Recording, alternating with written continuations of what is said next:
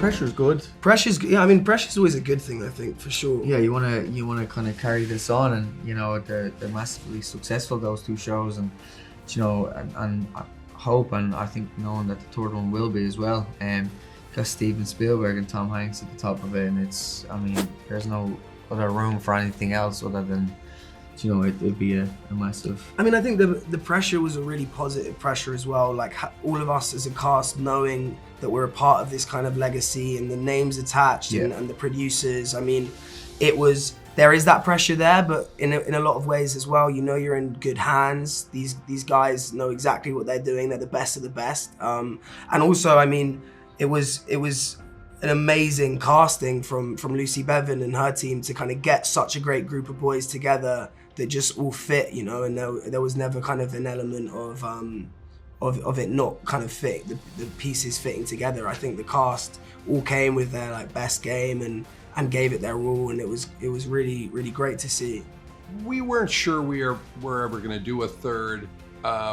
Steven Spielberg's father had been in the Army Air Force, and after Band of Brothers, after he saw it, he said to Steven, "When are you going to do the pilots? When are you going to do the air war in Europe?" And blah, blah. So it was always in the back of our head, and we finally found a book from Don Miller called Masters of the Air that seemed like was something we could really sink our teeth into, find a story that we could, put together in a series. And so, that's what we did. The timing about it is really the technology was never there till the last couple of years, where we could put you in the seat of a B-17 bomber. And that's what we were attempting to do, so it finally came to that. Hope we succeeded, but it took a long time.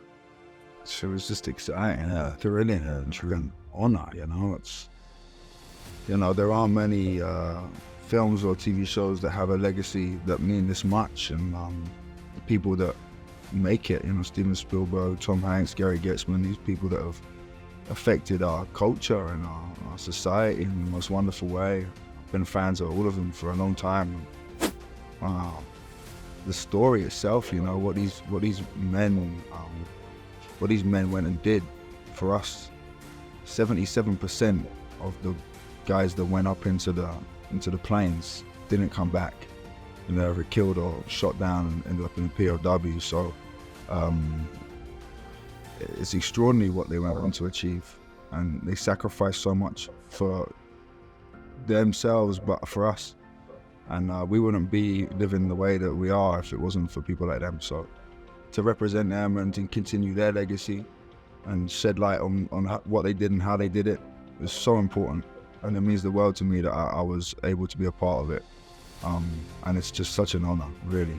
Those names, Steven Spielberg and Tom Hanks and Gary Getzman, I mean, they're legends to us, but the reason they're legends is because they take these stories so seriously. I mean, they're interested in this time and these men, and for them to come to us and say, help us tell that story.